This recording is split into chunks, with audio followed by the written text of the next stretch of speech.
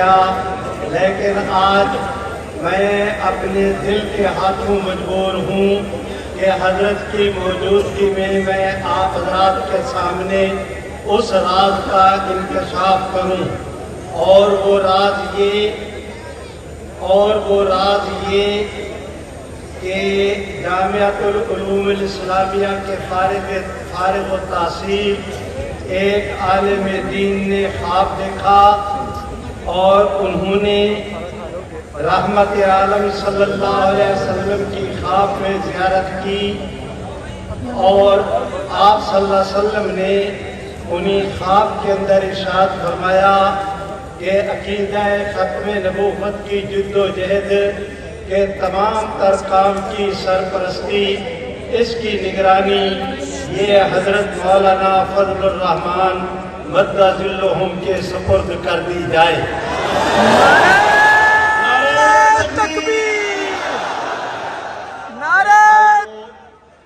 میرے بھائیوں، مجھ سے زیادہ کہیں حضرت مولانا مد ظلہم کو اس خواب کی تفصیلات کا علم ہے۔ میں نے آج تک کسی کے سامنے، حتیٰ کہ اپنے بزرگوں کے سامنے یا اپنی اولاد کے سامنے تو درکنار، خواب میں بھی میں نے کبھی اس کا کسی سے تذکرہ نہیں کیا۔ ہمارے حضرت مولانا قاری محمد یاسین صاحب، انہوں نے خواب دیکھا، حضرت مفتی مفکر اسلام حضرت مولانا مفتی محمود صاحب رحمت اللہ علیہ خواب میں ملے۔ وہ فرماتے ہیں کہ ہم نے حضرت مفتی صاحب سے درخواست کی کہ حق تعالی شانہ نے آپ سے اس دنیا کے اندر دین اسلام کی سربلندی کے لیے بڑا کام لیا، آپ ارشاد فرمائیں کہ آخرت کا معاملہ کیسے رہا۔ حضرت قاری صاحب مد ظلہم کا کہنا یہ ہے، ان کے صاحبزادے موجود ہیں، میں ان کی موجودگی میں روایت عرض کر رہا ہوں کہ حضرت مفتی صاحب نے انہی خواب کے اندر فرمایا کہ میں نے حدیث شریف پڑھائی، ملک عزیز میں اشاعت اسلام کے لیے، نفاذ اسلام کے لیے جد و جہد کی اور کامیاب جد و جہد کی، لیکن جتنا مجھے اعزاز آخرت کے اندر، قبر کے اندر ملا ہے، وہ رحمت عالم کی ختم نبوت کے تحفظ کے لیے جو اسمبلی کے اندر جد و جہد کی تھی، یہ اسی کا صدقہ ہے۔ میرے بھائیوں، وہ جو کراچی کے اس عالم دین نے خواب دیکھا، رحمت عالم نے ارشاد فرمایا کہ حضرت مولانا فضل الرحمان کو پاکستان میں ختم نبوت کے کام کا انچارج بنا دیا جائے۔ میں درخواست کرتا ہوں، آپ حضرات چناب نگر میں بیٹھے ہیں، 2 کلومیٹر پر آپ حضرات کا چریوٹ ہے، اور مجھے یاد ہے، صرف یاد نہیں خوب یاد ہے کہ وزیر اعلیٰ بننے کے بعد حضرت مفتی صاحب ہماری سالانہ ختم نبوت کانفرنس پہ تشریف لائے، تو حضرت مولانا محمد علی جلندری نے ان کا استقبال کرتے ہوئے، استقبالی کلمات کہتے ہوئے یہ الفاظ کہے تھے، اور میں نے ان کو اپنی آنکھوں کے ساتھ دیکھا، اس منظر کو دیکھا، کانوں کے ساتھ سنا، دماغ میں محفوظ کیا کہ حضرت مولانا محمد علی جلندری نے حضرت مفتی صاحب سے کہا کہ اب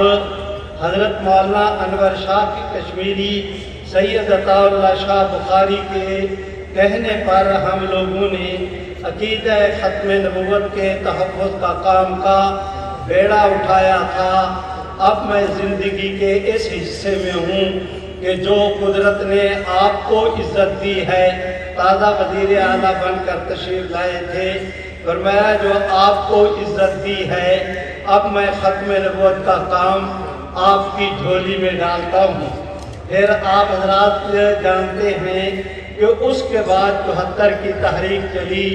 اور اس تحریک کے نتیجے میں قادیانیوں کو غیر مسلم اقلیت قرار دیا گیا۔ ہمارے کراچی کے اس عالم دین کا خواب دیکھنا اور قدرت کی طرف سے اس کا یہ نظم بنا کہ حضرت مولانا صاحبزادہ عزیز احمد، مولانا عزیز الرحمن ثانی اور یہ مسکین ہم حضرت کی خدمت میں حاضر ہوئے کہ حضرت 7 ستمبر کو ہم ایک بڑا جلسہ کرنا چاہتے ہیں، آپ تاریخ عنایت فرمائیں کہ یہ 50 سال پورے ہو رہے ہیں۔ اب قدرت کی طرف سے خواب میں رحمت عالم کا اس عالم دین کو کہنا اور ادھر حضرت مولانا کا یہ سننا کہ 50 سال قادیانیوں کو غیر مسلم اقلیت قرار دیے ہوئے پورے ہو رہے ہیں، وہ ختم نبوت گولڈن جوبلی یوم فتح منانی ہے، تو یہ خالصتاً تکوینی امر ہے کہ حضرت مولانا کی زبان پر اللہ پاک پروردگار عالم کی تقدیر بولی اور حضرت نے فرمایا کہ یہ کانفرنس جمعیت علماء اسلام کرے گی، اس کے میزبان ہم ہوں، اس کے دائی ہم ہوں گے، اس کے میزبانی آپ کریں گے۔ میرے بھائیوں، ہم لوگ اجلاس کرتے ایک کامیاب جلسہ ہو جاتا اور یقیناً ہو جاتا۔ جمعیت علماء اسلام نے بھی ملک کے اندر جتنے اجتماع منعقد کیے، بلا شبہ مثالی اجتماع ہوتے ہیں جمعیت کے، اس کو دوست دشمن بھی اس کا اعتراف کرتا ہے۔ جمعیت نے بڑے بڑے مارچ کیے، وہ بھی بڑے کامیاب کیے، ساری دنیا اس کا اعتراف کرتی ہے، لیکن 7 ستمبر کے حوالے سے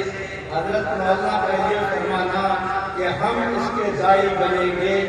اللہ نے اس جملے کے اندر برکت یہ ڈالی کہ کراچی سے لے کر خیبر تک وہ صرف ایک کانفرنس یا گولڈن جوبلی نہ رہی، حضرت کے اس اعلان نے پورے ملک کے اندر ایک تحریک کی شکل اختیار کر لی۔ میرے بھائیوں، بلا شبہ جس طرح 1974 کی تحریک میں قوم کے جذبات تھے، جس طرح 1974 کی تحریک میں قوم کو آگاہی ملی، بیداری ملی اور قوم نے یہاں پر بہت بڑی خدمت سے مبارکہ مارا، بلا شبہ گولڈن جوبلی کے حوالے سے حضرت مولانا کی قیادت و سعادت میں اس اعلان کا کیا ہونا تھا کہ قدرت حق ایسے طور پر متوجہ ہوئی، کراچی سے لے کر خیبر تک وہی تحریک کی کیفیت پیدا ہو گئی۔ آپ حضرات گواہی دیں گے کہ حضرت نے لاہور کے اندر وہ جو تقریر کی، اس تقریر میں کہا کہ اس اجتماع کے ذریعے آئندہ 50 سال کے لیے قادیانیت کی ایسی کمر توڑ دی گئی ہے کہ وہ کھڑے ہونے کے قابل نہیں رہیں گے۔ چنانچہ آج ہم اپنی آنکھوں کے ساتھ دیکھ رہے ہیں کہ اس معرکہ سے فارغ نہیں ہوئے تھے، اور اس کا بھی تمام تر کریڈٹ ہمارے محروم حضرت مولانا فضل الرحمان مدد ذلہم کو جاتا ہے کہ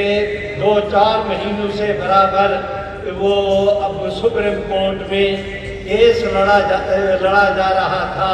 حضرت اس میں تشریف لے گئے، حضرت کیا گئے کہ رحمت حق اس طرف متوجہ ہو گئی۔ آپ کی پہلی دفعہ تشریف لے جانے پر حق تعالیٰ نے امت کو بعین ہی اسی طرح کامیابی سے نوازا جس طرح کے 1974 کی تحریک میں حضرت مولانا مفتی محمود کی قیادت میں اللہ رب العزت نے امت کو کامیابی سے نوازا تھا۔ وہ فیصلہ چھپ چکا ہے، آپ حضرات فری میں یہاں سے لے کر جائیں گے۔ مجھے آج کی اس مجلس میں وقت ضائع کیے بغیر مجھے بڑی شدت کے ساتھ احساس ہے تھوڑا بہت کم وقت رہ گیا ہے، لیکن یہ میں کیا عرض کروں کہ یہ کہے بغیر چارہ نہیں کہ حضرت مفکر اسلام حضرت مولانا مفتی محمود ہمارے خیبر پختونخوا کے وزیر اعلیٰ بننے کے بعد جب پنجاب کے اندر پہلی بار تشریف لائے تو انہوں نے سب سے پہلا وزیر اعلیٰ بننے کے بعد پنجاب کے اندر جو جلسہ کیا تھا وہ مجلس تحفظ ختم نبوت کے زیر اہتمام ختم نبوت کا جلسہ تھا، جس میں لاہور کے اندر مولانا لال حسین کی صدارت میں آپ نے اس جلسہ سے خطاب کیا تھا۔ آپ حضرات اسے حسن اتفاق کہیں یا قدرت کی دین کہ